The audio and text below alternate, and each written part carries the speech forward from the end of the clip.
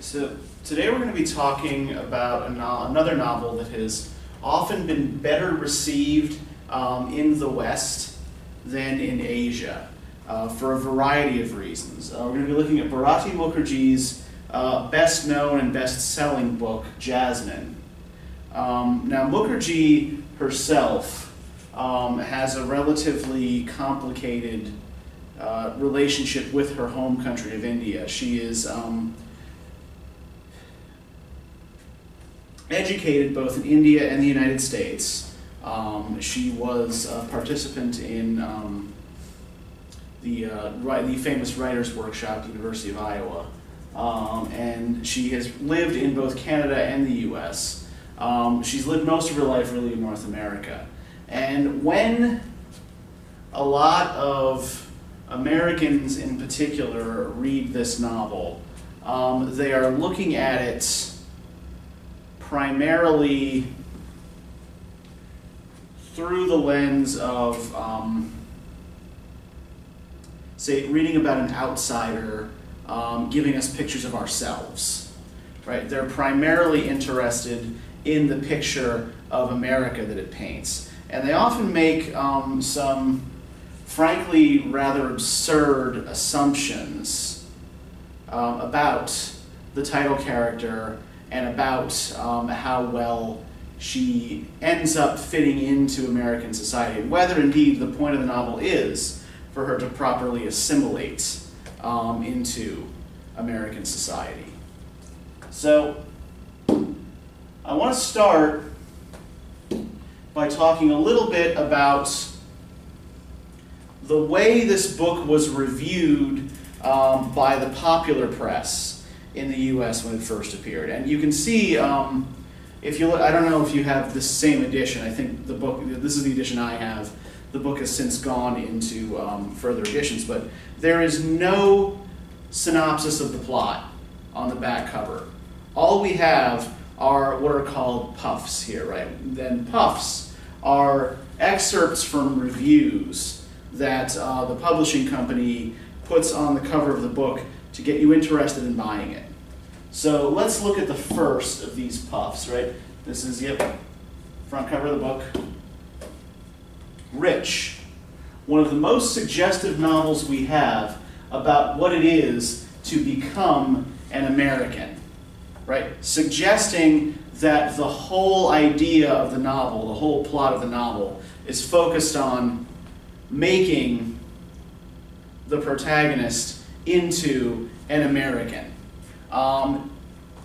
Eliding the fact that it's never really quite clear what she becomes at the end, right? Because she doesn't seem to stay any place long enough to develop a fixed identity. From the LA Times. A Hindu woman flees her family's poverty and the Sikh terrorism that bloodies her village. After a time in New York, only a foreign eye could fix the world of the Upper West Side with such hilarious and revealing estrangement. She moves to a small town in Iowa. In corn and hog country, now prey to farm disclosures and despair, she marks with unsparing brilliance the symptoms of a new third world. So, India is only important in this reviewer's estimation to the extent that it mirrors in some ways conditions in the American heartland and provides the heroine with an impetus to leave her home country, right? And I find this central portion here particularly telling, right? After a time in New York, only a foreign eye could fix the world of the Upper West Side with such hilarious and revealing estrangement, right? The idea here being that the point of the novel is to show us to ourselves. The whole idea being that the focus of the novel is not the migrant woman at the center of it, but the comedy of upper middle class American values, viewed by an outsider. Third, from USA Today. This one makes me cringe quite a bit, really. It's engrossing. Mukherjee once again presents all the shock, pain, and liberation of exile and transformation. With the uncanny third eye of the artist, Mukherjee forces us to see our country anew. So this one is even trafficking in with stereotypes of Indian women, right? Noting the third eye of the artist here, right? Referencing the third eye that several Hindu gods are represented having, and a sort of disparaging way that some people refer to the bindi, the red spot on the forehead that many Hindu women wear. From the Detroit Free Press, seeing ourselves as others see us, see how this is working again, huh? Is only one of the attractions of this beautifully controlled, multifaceted chronicle of an illegal immigrant from India who suspects a predestined fate, but is determined to reinvent her life. Right? So not only is this about seeing ourselves as others see us, but this is about America's potential, right, to transform the immigrant woman, to liberate the immigrant woman from the predetermined course that the astrologer gives her at the beginning of the novel, right? We'll talk in a little while about how well Jyoti, Jazzy, Jace, Jasmine, Jane actually manages to steer clear of that predetermined course. And finally, from the Baltimore Sun, this is probably the dumbest and most tone-deaf of these reviews. The story of the transformation of an Indian village girl whose grandmother wants to marry her off at 11 into an American woman who finally thinks for herself. Right? The implication being that Indian women don't or can't think for themselves. So what all of these reviews have in common, right, is the idea of America as this land of freedom, liberation, endless possibilities, where an immigrant woman can reinvent herself, while also poking gentle fun at the foibles of those of us who take ourselves too seriously. And I suppose, like, if you read this novel superficially, without much knowledge of the history behind the region of the world that the heroine comes from, right? We have here another Punjabi heroine. We've already talked a little bit about what's interesting and special culturally, historically about Punjab, but we'll do a little bit more in a moment. So if you don't know any of this history, if you don't have any of this in mind, right? And if you are reading this as an American whose entire frame of reference is things to do with America, I can see where you would make these kinds of conclusions. But if we look at academic criticism and the way academic criticism has treated this novel, it's tended to be a lot less celebratory.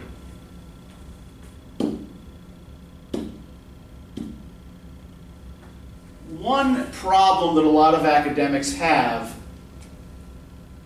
with the novel is that the plot is reliant on a series of pretty implausible events. For example,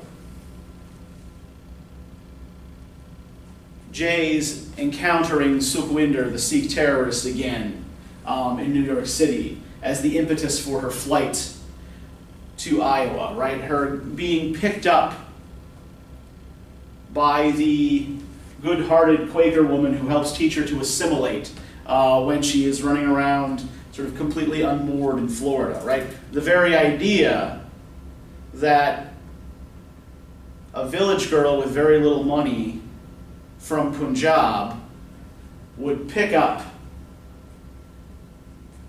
and undertake an incredibly dangerous journey to Florida with no papers and with the incentive to commit sati.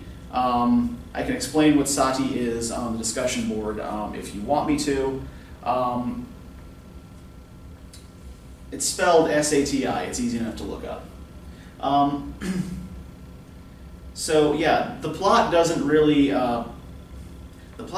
hold together all that well, and the heroine seems to have, in some ways, amazingly good fortune. Though how much of that is fortune, again, we'll talk about a little later. Some critics have also argued that the heroine remains a passive victim who never truly develops much real agency. And indeed, we see her in these dependent or semi-dependent relationships with men for most of the novel. Right? She's dependent on her brothers to get her a husband. She's then dependent on her husband, her first husband, Prakash, for her livelihood and for a sense of identity. Right? He's the first one to rename her, and he tries to remake her as a kind of modern Hindu woman. She is then dependent on Half-Face, the captain of the smuggling ship, to get her into the United States. She's dependent on the Quaker woman Lillian Goodson to get her to New York, where she is dependent upon the family of the professor who had invited her husband to the United States in the first place.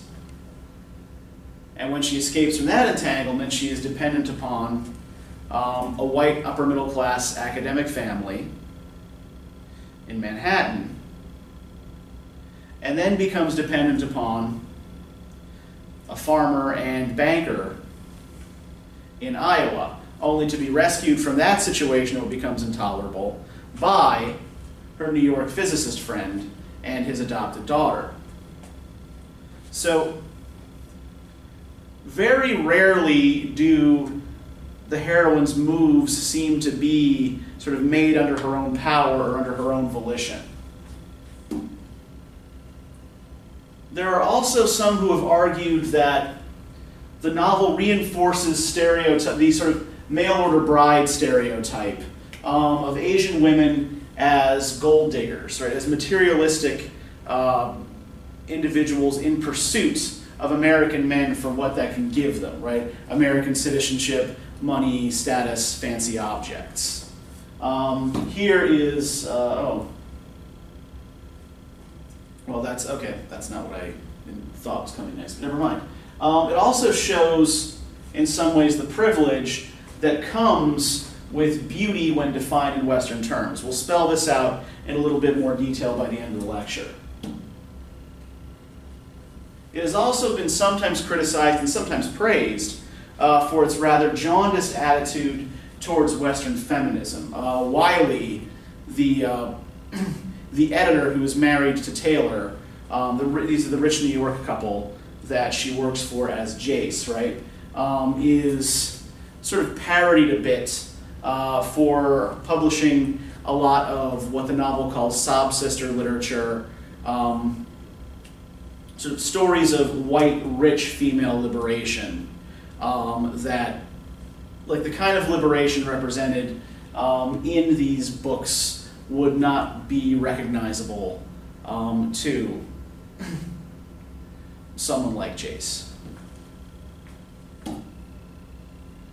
And it's also been criticized for an oversimplification of Punjabi life and politics in the 1960s through the 1980s. Right, that's the period of the period in Indian history in which the novel takes place. More on that in a moment. And here, celebrates consumerism as well as a kind of positive value. Right, in some ways, the heroine is what she wears and what she buys. Right, and she acquires some agency as she is able to buy things. But then, of course, that gets out of control, and Taylor, her physicist friend, has to step in and explain to her how to return things to sender so she doesn't have to pay for them, right? And here we have an image of the Indian actress Raya Sen, dressed provocatively in a very well-apportioned suburban home, right, holding banknotes, holding money in her hands. So this is sort of speaking to that stereotype that the novel is accused of promoting. So let's start here by talking a little bit about Punjabi history and how the way it relates to the novel. So the novel begins during what has been called India's Green Revolution. Right? We're told that our protagonist has been born 18 years after the partition riots, so 1965 or thereabouts. Now, in the early 1960s, the Indian government partnered with a number of non-governmental organizations and corporations in Europe and the United States to try to modernize farming practices in India. Now, one of the concerns was that droughts were frequent, famines were relatively frequent, and that the agricultural heartlands of India, places like Punjab and Uttar Pradesh, simply could not produce enough to feed a growing population using the traditional farming techniques that they had always used. So Punjab was sort of the principal target of the Green Revolution, right? Get Punjab to be more agriculturally productive, and it'll help the economy, it'll help to feed the nation. So, with the help of Western companies, chemical pesticides and fertilizers, improved irrigation techniques, and advanced machinery were introduced to Indian farmers. Participants included British and American agribusinesses like Monsanto, the makers of the now much feared Roundup, right? The weed killer that some people say seeps into the water table. Now, there were a few problems that occurred during the Green Revolution. A few things that actually made farming in the region more difficult for most people. First is that the use of chemicals led to soil degradation, as did the importation of crops that weren't especially well suited for Indian soil. In particular, the high yield seeds that Indian farmers were buying from American agribusinesses, right? They tended to bust up the soil a bit too much. And in addition, land reforms, that is land ownership reforms and tenancy reforms, and the increased cost of the high yield seeds the farmers were now using, put a lot of small family farms out of business. And it concentrated a lot more farmlands into the hands of a few wealthy landowners. We see sort of the biggest representatives of these trends in Jasmine are Jyoti's friend Vimla's fiance, the son of the tractor king, and Vancouver Singh, the Canadian educated farmer who comes back with all of these Western techniques and buys up Jyoti's father's land along with several other farms, right? And it's also implied that both of these men are engaged in various criminal enterprises as well. Sheltering drug smugglers, things like that. Right? So with this sort of invitation to Western agribusinesses to come on over comes not only increased concentration of land ownership, but also increased crime and corruption and a drop in living standards for everyone else. So in many ways, the Green Revolution has the opposite of the intended effect. Now, the other historical reality here we have to deal with is the Khalistan movement. This was a Sikh nationalist movement. I shouldn't say was, it still exists, though it's less prominent than it once was. The name Khalistan means land of the pure, and it comes from the Punjabi word Khalsa, which referred to a group of specially initiated Sikh warriors who had to follow a special code of behavior and even particular restrictions regarding what they could eat and what they could wear. Now, the Khalistan movement demanded an independent Sikh homeland in Punjab, right? I think we mentioned when we talked about Punjar, right, that Punjab is the heartland of the Sikh religion, right? It's where its most important temples are, right, in the city of Amritsar, the largest city in Punjab, and it's sort of culturally the center of the Sikh religion. This particular movement flourished mostly in the 70s and 80s, and sort of hit its peak of attention and influence in 1984 when a group of militants occupied the Golden Temple in Amritsar, heavily armed. So the Prime Minister at the time, Indira Gandhi, who was the daughter of Jawaharlal Nehru, the first Prime Minister of India. So Indira Gandhi orders the uprising put down. Now, there are already a number of complaints about her lengthy tenure as Prime Minister and some complaints about her family's level of influence. This all boils over in 1984, and in retaliation for putting down the uprising in Amritsar, her Sikh bodyguards assassinate her.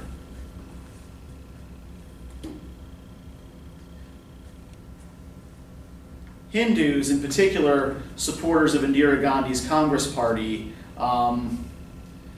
then start rioting, and a series of anti-Sikh pogroms rage throughout India. The official government estimate was that about 2,000 people died in the anti-Sikh riots. Independent estimates claim that at least 8,000 Sikhs were killed by mobs, and much property was destroyed as well. So this encouraged a kind of Sikh diaspora. Now, for this reason, it is not entirely implausible that the man that Jace, as she's calling herself at the time, sees in Central Park in New York City selling hot dogs is Sukhwinder, the Sikh terrorist who had killed her husband with a bomb. It's not entirely implausible, but it's still kind of unlikely, right? It's still this sort of little niggling little plot point that is really kind of hard to assimilate. But anyway, when they talk about the Khalsa Lions in the novel, this is the movement that they're talking about. And I want to be clear as well that most supporters of the Khalistan movement, most of those who want a separate Sikh state, are nonviolent. But there was a definite uptick in violent extremism in relation to the movement in the early 1980s, which would again sort of be the years that take place, in the last years that take place in India in this novel. So let's talk a little bit about our protagonist and her travels, right? The journey that she makes throughout the novel, because she rarely stays in one place for very long, right? She is in many ways, international cosmopolitan woman without ever really becoming international cosmopolitan woman, right? She never fully assimilates to whatever place she ends up in, though she does tend to make accommodation to it. So within India, right, she begins in Hasnapur, a rural village where a Hindu astrologer fixes her fate at birth, right? The fate she's determined to avoid by rearranging the stars. And from there, she migrates with her first husband, Prakash, to the small city of Julandhar. and sort of gets her first taste of modern cosmopolitanism, right? When we see, the behavior of the bourgeoisie in Jullundar. From Jullundar, she goes to Florida, rural Florida. From Florida to New York. And her journey in New York actually kind of mirrors her journey from India to the United States, in that she starts in Flushing, which I don't know how much you know about New York City geography, but Flushing is way sort of out towards Long Island near the end of the borough of Queens. It's almost as far as you can go in Queens and still be in the New York City limits. And there she is situated within an Indian diaspora, right, a South Asian diaspora, where she's miserable. And so from there she moves from the periphery of the city into the center, to Manhattan, to live with Taylor, Wiley, and Duff, and to be their sort of living caregiver. From New York, she then goes to Baden, Iowa, back to rural, which in many ways mirrors the conditions of Punjab during the Green Revolution, right? At least as it's described in the novel. Right. The town that she goes to is being consolidated by large agribusinesses. The bankers who live there are reluctant to make loans to the farmers and are instead speculating on Chinese soybean markets and things of that nature. Right? Everything's getting consolidated into bigger and bigger farms. Farmers are selling out to developers who want to make golf courses. Right? So global capitalism is transforming this place as it had transformed Punjab in the 1960s. Right, so the conditions she encounters in America really mirror those that she left in India in many ways. One thing to note, though, is that throughout, right, she's constantly moving westward. From India to Florida, Florida to New York, okay, that's really northward, not westward, but, bear with me. From New York to Iowa, from Iowa to California, right? She's working her way back towards India. So her progression in the novel isn't really linear, it's circular. Right? She's going from rural place to urban place, rural place to urban place, like always back and forth. And she ends up right back at the edge of the Pacific Ocean. Right? Always getting closer and closer to India. She doesn't get there, we don't see her return there. But I find it really interesting that even as she denies a diasporic identity, right? The whole idea of diaspora is that you maintain your cultural identity, particularly within a community, in the new nation you've migrated to. She denies a diasporic identity, and yet she's constantly moving back towards home, closer to home. And as we've already noted, these movements are largely determined and enabled by her relationships with particularly men on whom she's dependent, but also sort of with other authority figures in her life who kind of teach her how to at least give the appearance of assimilation. Now, it would probably also be worth spending some time talking about the discourse of beauty in the novel, as this is, in a lot of ways, what allows our heroine to move so easily from place to place and to find people to take care of and people to take care of her wherever she lands. This woman is Priyanka Chopra, former Miss World, She's an actress and a model. And I just sort of used her as an example here of some of the sorts of things that we're talking about in this sort of discourse of beauty. So beauty, right, for Jasmine, right, it's noted from the beginning that she is unusually good looking. And this enables her a great deal of mobility, both socially and geographically. Right, because her beauty conforms enough to Western standards, right? She's referred to as having what's called a wheaten complexion. Generally, what that means when you're talking about complexions of people in India, wheaten means fair-skinned, light-skinned. So because she's light-skinned, but dark-haired and dark-eyed, right, she is still exotic enough to appeal to a number of American men as something sort of foreign or alien, someone sort of, foreign. But she is white enough to assimilate into American culture. And yet,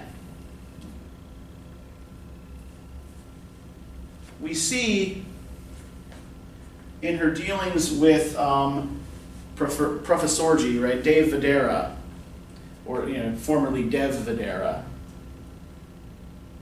the ex-professor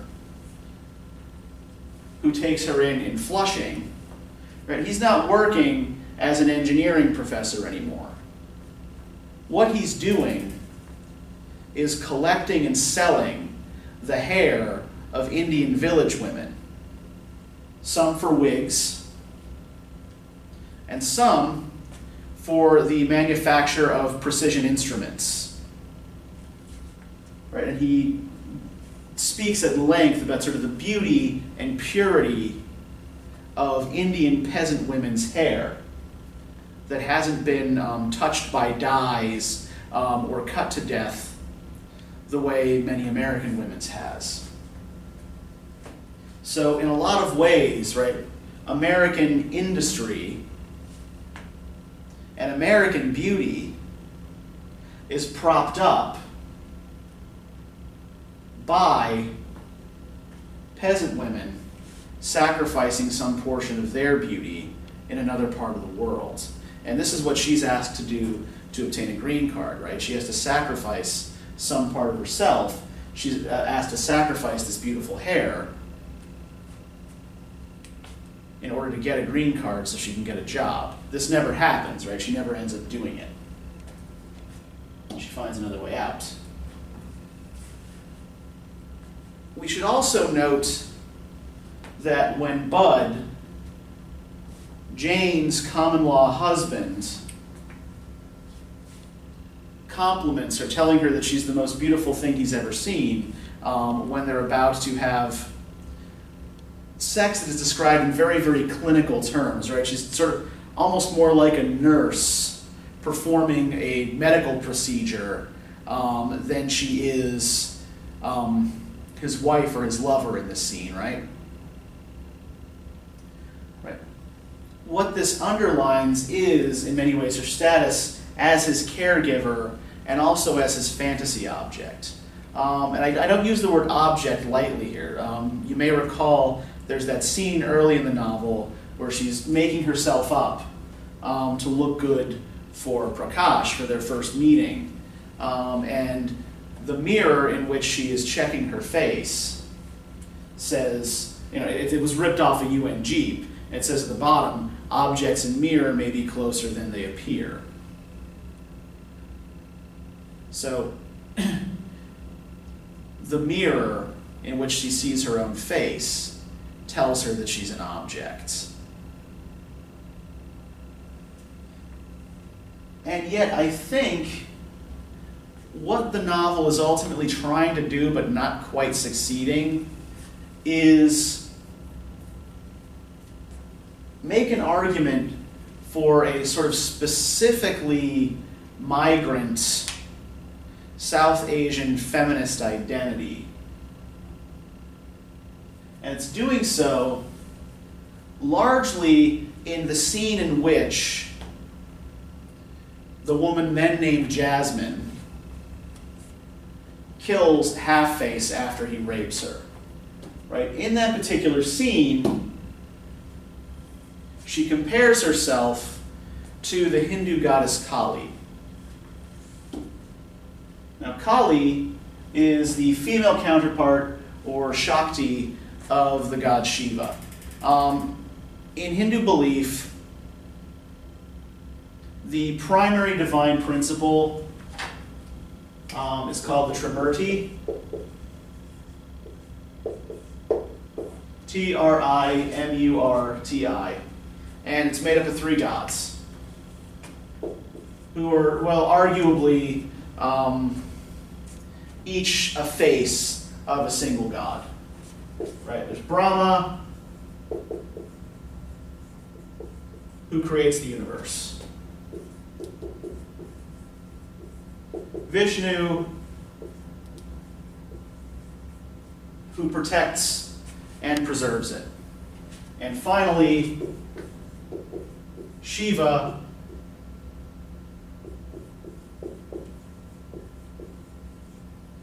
who destroys it when it reaches its end, so that Brahma can create another universe anew, right? Right? There can be no new creation without destruction. So Shiva and his female counterpart Kali represent a kind of, the principle of dynamism, of change, of sort of, moving forward, breaking old ties. The name Kali is the feminine form of the Sanskrit word kalam, which means black. And this is particularly interesting given that one of the elements of the protagonist's beauty, right, as it's described to us, is her fair complexion.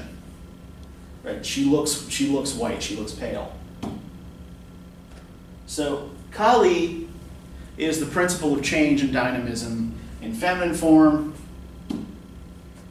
and she is regarded by Hindu believers as a liberator who frees human beings from the worldly ties that impede one from reaching moksha or salvation. Right? Moksha is freedom from the eternal cycle of reincarnation. Ultimate enlightenment. And this is how she's usually depicted. So let me explain a little bit about some of the iconography here, because it's often misunderstood. She looks frightening and cruel in Western terms, but this is not the way she is perceived in South Asia. So we see, right, that she has sort of red, raging eyes. Her tongue is sticking out and lolling. There's blood on the sword that she's holding, and the sort of the slicing of the tongue before Jasmine kills Half-Face is a reference to Kali's iconography. But the important things to note here are first the objects that she's holding, right?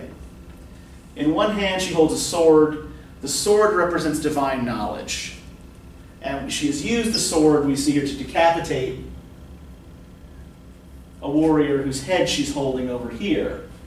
And the severed head represents the destruction of the human ego that is necessary to achieve salvation, right? That's achieved through divine knowledge. The cup that she is holding underneath the head, gathering the blood, right? The blood is being gathered as a sacrifice, a gift to the gods to help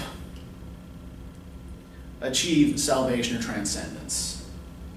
And the open hand is meant as a protective blessing. Now finally, we see that she is standing over, a sleeping man. Well, she was standing over a sleeping man before I accidentally touched the stupid screen, who has a cobra coiled around one of his arms. That is her consort, Shiva. Right, so while Shiva sleeps, while Shiva waits to wake up and destroy the universe, Kali liberates individual human beings and helps move them on to their new existence. And we see the heroine of this novel constantly making and breaking ties, right? She kills Half-Face. She leaves the diaspora community in Flushing. She leaves Taylor, Wiley, and Duff. She eventually leaves Bud, right? She has a preference for forming kind of unstable, non-genetic families, right, that don't tend to hold together for very long. Even if Taylor and Duff do come back and pick her up, right? How long then is that going to last? The thing that seems to keep her going, keep her moving, right, is entropy, is this idea that everything around her eventually falls apart. Everything around her eventually comes crumbling down. Right? She can't stay still. She can't remain in one place. She can't build or be part of or assimilate to a community, right? And I think this is one of the interesting things about the fact that she maintains her legal status, right? She never gets the green card.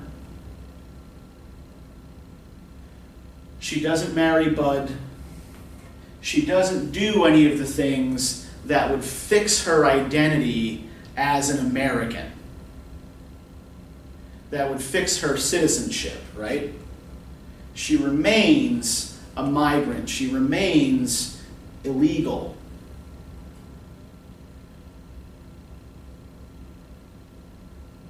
As well as she can seemingly assimilate physically and socially into the population, she refuses to really become one with the new country that she lives in. And I think that these are some of the complications that those reviews I showed you at the beginning of the lecture really don't bother to try to deal with or try to grapple with, right? It's just assumed, she becomes an American. Well, no, in a lot of ways she doesn't. And in a lot of ways, the feminism that she seems to embody